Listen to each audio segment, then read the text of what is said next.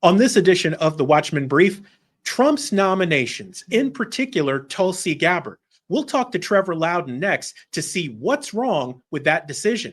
The Watchmen Brief is straight ahead. Stick around.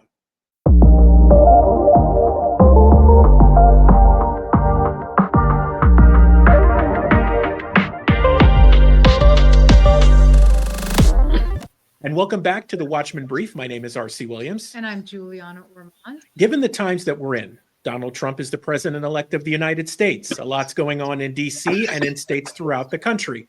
One of the big things that's happening right now is nominations for the cabinet. So who better to bring on to join us than Trevor Loudon of KeyWiki and an incredible patriot. Trevor, welcome to the Watchmen Brief. Oh, look, it's a pleasure to be on. Thanks so much, R.C. and Juliana. Thanks for having me on. Yeah, Trevor, a lot's changed since we last had you on the show. One of the things that we saw from you this week was a tweet with an urgent message to President-elect Trump about Tulsi Gabbard. So we'd like to start there. And just to let everyone know that does not know Trevor, he has researched connections in Congress and the Senate extensively between congressmen and senators and potential outliers like the CCP and stuff like that. But Trevor, let's start with Tulsi Gabbard and give people some insight on what's going on here. Well, this is not new to me. I've been following Tulsi since 2012. I actually wrote a whole chapter in my book, my 2020 book, White House Reds, about all the communists running on the Democratic side for the presidency that year. And she was right center focused. She was a hardcore, active socialist Marxist then. And the thing is now she's a so-called conservative. But her foreign policy hasn't shifted one iota. She is basically a Trojan horse within the conservative movement to push defeatist, communist, foreign policy positions, neutrality, disarmament, all this kind of stuff. And she's got a large number of conservatives fooled. And I want to warn President Trump about this before he commits himself too deeply, because she will be a fiasco. The woman is proposed for Director of National Intelligence. She will be the one doing the intelligence briefings for the president, drawing everything from CIA, FBI, DEA, all 18 intelligence agencies. She will be the one delivering the briefs. Now, can you imagine how much power that is? How much influence that is? And the woman has never met an enemy of America she didn't like. From Syria to Russia to North Korea to Iran to Venezuela, she is deeply embedded in the anti-American socialist movement and still is. This hasn't changed. She still is. But now she's a conservative. Now she's a patriot. Now she's a Republican. But her foreign policy positions are identical. So why do you think that he nominated her? Because what he's trying to do is get a lot of bomb throwers and people who are just gonna, like, this is why he's going for Matt Gaetz. You know, Matt Gaetz has got a lot of issues, but he's a tough guy who will stick it to the Justice Department. You know, Ratcliffe will stick it. Ratcliffe is a tough guy. You know, most of the people he's got around him are rebels. They're people who have bucked the establishment. And this is what he sees Tulsi as. And I'm sure that Tucker Carlson and a whole bunch of other people have pushed her in his direction. But he's going in the wrong direction here. She is the surrender candidate. She feed information that encourages the foreign policy of our enemies and encourages America to surrender and retreat in the face of our enemies. That's her role. So, Trevor, I guess that two questions. One, how does something like this get past Trump's vetting process? Now, I understand she's been pushed and everything like that, but at some point, the rubber has to meet the road. So that's question one. Question two is, and I have to ask this because people are going to say, oh, you're just going after Tulsi. Yeah, of She's course, on our of side course. now. Yeah. Is there anything in any way that may have changed in her where you would say, well, maybe that's different now? Yeah, well, there is no conversion story. Like you get people from the left who become conservatives. You know, a classic example would be David Horowitz, who was on the left and had some very bad experiences with the Black Panthers and started to reevaluate his situation. There's no conversion story with Tulsi Gabbard, none whatsoever. But look, I'm assuming that that Trump thinks because she's probably been vetted for certain positions in the military, she must be okay. She's been through the mill. But I'll tell you what, those military vettings must be super superficial, because it is not hard to find her extensive communist background at all. And just the key point I will bring up, you know, has she changed? Well, as I say, her foreign policies haven't changed at all. She's always been pro-Russia, pro-Venezuela, pro-North Korea, pro most of our enemies. But look, last in January the 20, I think in March 2023, she spoke at CPAC, and she wowed everybody at CPAC. What a great asset to our movement. She talks about the Constitution. She talks about God. Well, 2 weeks before that, she was a guest speaker at Rage Against the War Machine with a hardcore actual MAGA communists like actual hardcore communists like Jackson Hinkle, who's an old surfing buddy of hers. These are open communists. And she was on the stage with them 2 weeks before she was at CPAC and is still working with those people today. They are Jackson Hinkle just recently endorsed her for Secretary of State. Now, this guy's an open communist. He's got hammer and sickles all over his thing. He goes to China. He goes to Russia. He goes to Venezuela. He's an open communist. And, you know, he's been a buddy of Tulsi since about 2019 at least. They used to go surfing together. Used to be active in the anti-nuclear cause together. Well, you'd think if she's really changed, he wouldn't be supporting her anymore, right? Well, he is. He's endorsing her for Secretary of State. His good friend, his former friend Caleb Maupin, another hardcore communist, says that Tulsi will give us many avenues for changing the US government. When he says we, he's talking about the communist movement. Caleb Maupin is another hardcore pro-Russia, pro-China, pro-Iran communist. He used to work for Iranian TV. He worked for RT. He was a member of the Workers' World Party supporting North Korea. These are two hardcore anti-American communists, both promoting Tulsi Gabbard like crazy. Right now, not 2 years ago. If she's really changed, why would those communists still be promoting her today? Wow, Trevor. So these are connections. What you just mentioned, 99.9% of the people have no idea. But this also taps into your research. But before we move on to some of the other picks and some other things, can you share with people just the extensive work that you've done with both Congress and the Senate in connecting these dots? I've written several books. My first was in 2013, Enemies Within Communist Socialism Progressives in the US Congress. And I profiled 54 currently serving senators and congressmen. I've written 2 books on the Senate since then, profiling another 30 of them for their communist, Marxist, and Islamist ties.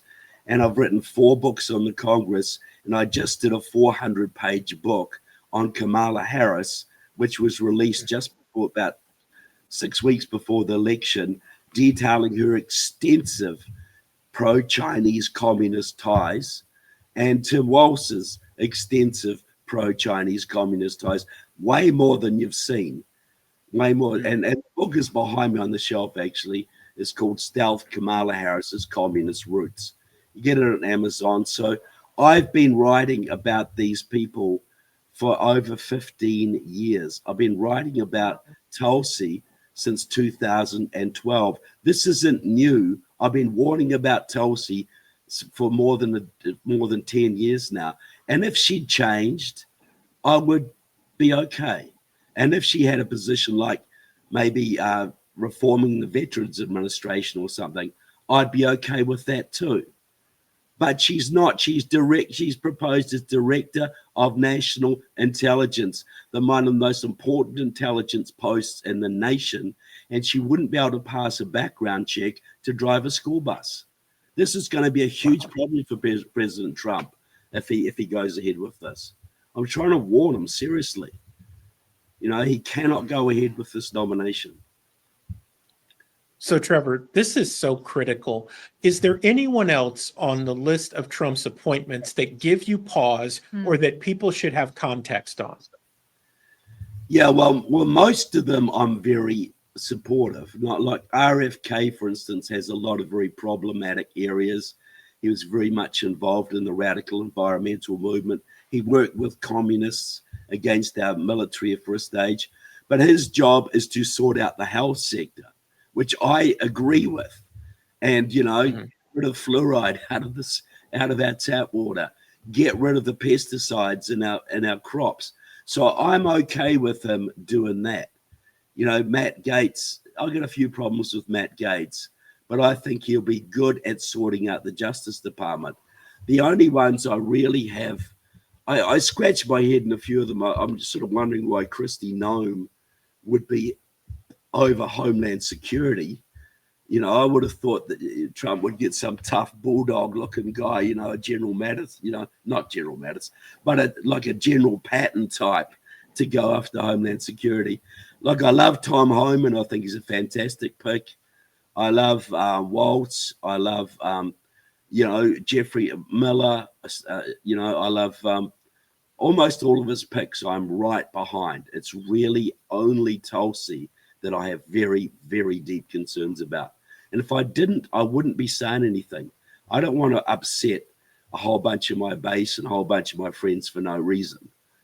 Right. This is because they got to know, because they're going to get real embarrassed when this stuff comes out. They're all piling up behind her now, and they shouldn't, because I've done no vetting of this woman. So, Trevor, with your extensive work, we've had a change in the Senate. Obviously, right now the Republicans, quote unquote, are in control, and you end up with someone like John Thune as the Senate Majority Leader. But then we've also had some changes in Congress.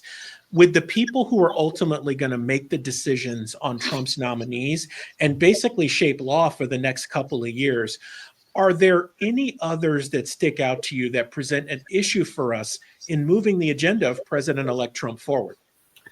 They're going to have a big struggle getting Matt Gaetz confirmed. Absolutely.